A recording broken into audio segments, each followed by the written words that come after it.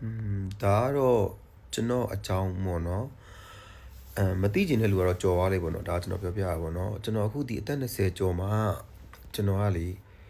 အခုချိန်ထိပေါ့နော်ကျွန်တော်ပဲအားကိုးတယ်ကျွန်တော်ပဲယုံကြည်တယ်ပြီးကျွန်တော်ဘဝကျွန်တော်အောင်မြင်ဖို့အတွက်ကျွန်တော်ဘယ်တော့မှကျွန်တော်ဆင်ခြင်မပေးဘူးကျွန်တော်တခုခုလုပ်ဖို့အတွက်လည်းကိုဘယ်တော့မှဆင်ခြင်မပေးဘူး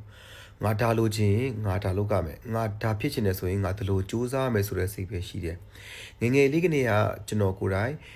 ဒီဘယ်လိုပြောမလဲတင်တန်းနေရအောင်တက်တယ်တင်တန်းဆိုတာလည်းကျွန်တော်ပတ်စံပေးရတဲ့တင်တန်းမဟုတ်ဘူးပေါ့နော်မဆိုရင်ညက်ဆိုင်ဆိုရင်ဝန်ထမ်းအဖြစ်လုပ်ရင်းနဲ့တင်တာပေါ့နော်အဲ့လိုမျိုးဘွားနဲ့ကျွန်တော်စပင်းညက်ဆရာဘွားနဲ့ကျွန်တော်ဘွားကိုစခဲ့တယ်ပြီးကျွန်တော်ရန်ကုန်ကိုကျွန်တော်ထွက်သွားတယ်ထွက်ပြီးတော့ကျွန်တော်ဖြစ်ချင်တဲ့ဒီအမှုပညာအလုပ်တွေလုပ်ချင်တယ်ဆိုပြီးတော့ရန်ကုန်ကိုထွက်သွားတယ်ဒါပေမဲ့ကံမကောင်းစွာနဲ့ပေါ့နော်ကျွန်တော်ရန်ကုန်မှာလည်းကျွန်တော်အမှုပညာတွေ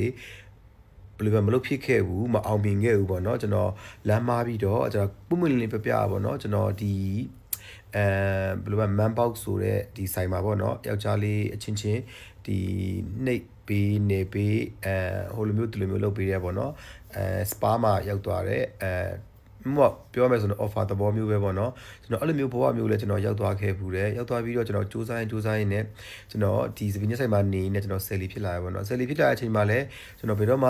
ဒီကိုပေါ့နော်စူးစမ်းမှုကိုမရက်တတ်သွားဘူးရသမျှကိုကျွန်တော်အမြဲတမ်းစုတယ်ပတ်စံတွေကိုစုတယ်အတက်နိုင်ဆိုကျွန်တော်ခြွေတာပြီးသုံးပြီးတော့ကျွန်တော်အခုအချိန်ထိပေါ့နော်ကျွန်တော်ထောင်လဲကျသွားခဲ့ပြီပေါ့နော်ထောင်ကျတဲ့အချိန်မှာလဲပိုက်ဆိုင်မှုတွေအများကြီးသိမ်းခံရတယ်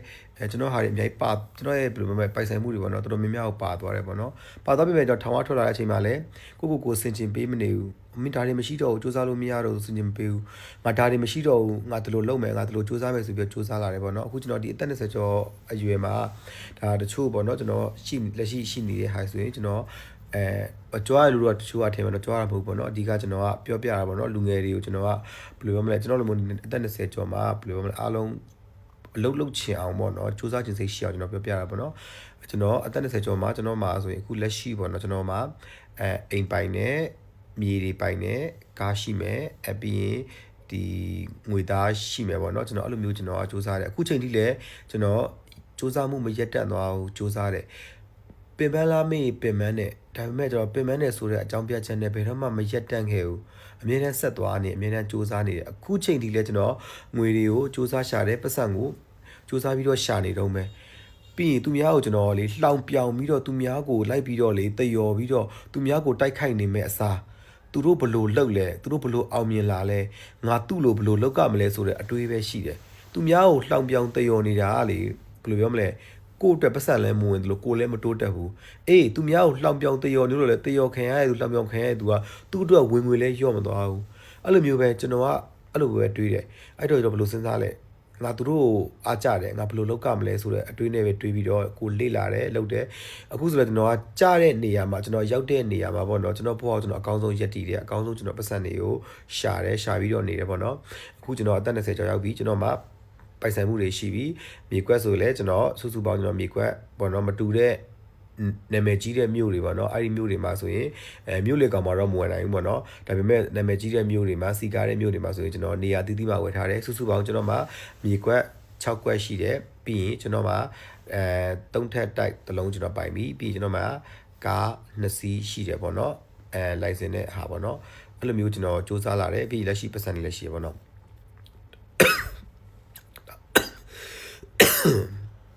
အဲ့လေချောင်းတော့ဆိုတယ်အဲ့တော့ကျွန်တော်မှလက်ရှိကျွန်တော်မှမရှိတာတခုပဲရှိတော့ရပေါ့နော်ချစ်သူမရှိဘူးပေါ့နော်ကျွန်တော်ဝင်လာကားပြောပါကျွန်တော်မှလည်းချစ်ရမယ့်ချစ်သူရှိပါပြီเนาะအဲ့တော့ကျွန်တော်ပြောချင်တာကလူငယ်တွေစူးစမ်းပါသူများအောင်မြင်နေတဲ့သူတွေသူများဘယ်လိုမျိုးလုပ်နေတယ်ဆိုတာပဲလေ့လာပါဘယ်လိုမျိုးလုပ်ရင်ကောင်းမလဲငါသူ့လိုပတ်သက်ဝင်အောင်သူ့လိုပတ်သက်ရအောင်ဘယ်လိုလုပ်ရင်ကောင်းမလဲဆိုတာပဲစဉ်းစားပါเนาะတိုက်ခိုက်နေတာဝေဖန်နေတာကိုဘယ်တော့မှမအောင်မြင်စေဘူးပြီးရင်ကိုစင်ချင်နေပေးနေတာဘယ်တော့မှကိုမအောင်မြင်စေဘူးပြီးရင်လူငယ်တွေကကိုယုံကြည်ချက်ထားပါပြီးရင်ကိုစွန့်စားရဲပါဒီနေရာမှာပဲရက်တက်မနေပါနဲ့ဒီနေရာမှာပဲရှိနေတာကိုပျော်မနေပါနဲ့ဒီထက်ပိုကောင်းတဲ့နေရာရှိတယ်ဆိုရင်သွားဖို့ပြင်မှာသွားဖို့ကြိုးစားပါသွားဖို့လုပ်ဖို့ကျွန်တော်ကအကြံပေးချင်တယ်ပေါ့နော်ပြီးကျွန်တော်ရဲ့စကားတွေထဲမှာ အမားတွေပါသွားရင်လေကျွန်တော်ကတကယ်အားလုံးကိုကြိုပြီးတော့ကျွန်တော်ကတောင်းပန်ပါတယ်ပြီးရင်နောက်တစ်ခုပြောချင်တာကျွန်တော်လူငယ်တွေကိုအခုကျွန်တော်ကအားကြဖို့အတွက်စူးစမ်းဖို့အတွက်ကျွန်တော်ပြောတာပါကျွန်တော်ကဘယ်လိုမလဲကြွားနေတာမဟုတ်ဘူးပေါ့နော်ကျွန်တော်အဲ့ဒါကိုတော့ကျွန်တော်အထူးသဖြင့်ပြောချင်ပါတယ်ကျွန်တော်ကြွားလဲကျွန်တော်ရဲ့ပိုင်ဆိုင်မှုကတိုးလာမှာမဟုတ်ပါဘူးကျွန်တော်စူးစမ်းနေမှာကျွန်တော်ရဲ့ပိုင်ဆိုင်မှုကတိုးလာမှာပါအဲ့တော့ကျွန်တော်လိုမျိုးအတူတူစူးစမ်းဖို့အတွက်ကျွန်တော်ကတိုက်တွန်းတာပါလူငယ်တွေအားလုံးစူးစမ်းဖို့ကျွန်တော်ကအကြံပေးချင်ပါတယ်ပေါ့နော်လူတစ်ယောက်ကအသက်20ကျော်မှာဆိုရင်ကိုကဒါတွေပိုင်ဆိုင်သိပြီလို့ကျွန်တော်ကတော့ထင်တယ်ပေါ့နော်ကိုကျွန်တော်စူးစမ်းလာရဲဆိုတော့ကျွန်တော်ဆယ်စုနှစ်တစ်ခုရှိပြီလေကျွန်တော်အသက်14နှစ်ကနေကကျွန်တော်ရန်ကုန်ကိုရောက်သွားတယ်အခုချိန်ကစပြီးကျွန်တော်ဒီခါမှစူးစမ်းမှုမရက်တန့်ခဲ့ဘူးပေါ့နော်အဲ့တော့ကျွန်တော်အားလုံးပြောချင်တယ်စူးစမ်းပါကိုအသက်ငယ်တယ်ဆိုရင်စင်ချင်တွေမပေးပါနဲ့ငါမှမပြည့်စုံဘူးဆိုတဲ့စင်ချင်တွေလည်းမပေးပါနဲ့ကျွန်တော်ရန်ကုန်ကိုသွားနှုံးအားဆိုကျွန်တော်အိမ်ကကျွန်တော်တပြားတစ်ချက်တော့မပေးလိုက်ပါဘူးမြန်မာငွေ100တော့မပေးလိုက်ပါဘူးကျွန်တော်ရဲ့စပင်းညက်ဆိုင်မှာနေတဲ့လို့အားခလေးနဲ့ကျွန်တော်ကိုရန်ကုန်တက်သွားပြီးတော့အလုပ်လုပ်ခဲ့တာပေါ့နော်အဲ့တော့ကျွန်တော်ပြောချင်တာကလူငယ်တွေကျွန်တော်ထပ်ပြောပါတယ်စင်ချင်တွေကိုရက်ပါကိုမပြည့်စုံဘူးဆိုတဲ့စင်ချင်တွေကိုဘယ်လိုမလဲအသက်ငယ်သေးရဆိုတဲ့စင်ချင်တွေငါ့ကိုထောက်ပံ့မဲ့သူမရှိဘူးဆိုတဲ့စင်ချင်တွေကိုရပ်ပလိုက်ပါမလိုပါဘူးစူးစမ်းခြင်းစိတ်ရှိဖို့ပဲလိုတာပါဘယ်နေရာကနေစပြီးစူးစမ်းရမလဲဆိုတာကိုရှာဖွေပါလေ့လာပါကျွန်တော်ကတော့ပုပ္ပလင်းပြောတော့ကျွန်တော်ကတော့စာအုပ်များများဖတ်တယ်ထောင်ကျတော့ထောင်ထဲမှာစာအုပ်တွေအများကြီးဖတ်ခဲ့တဲ့အတွက်ကြောင့်မလို့ကျွန်တော်ကသူများကိုလိုက်ပြီးတော့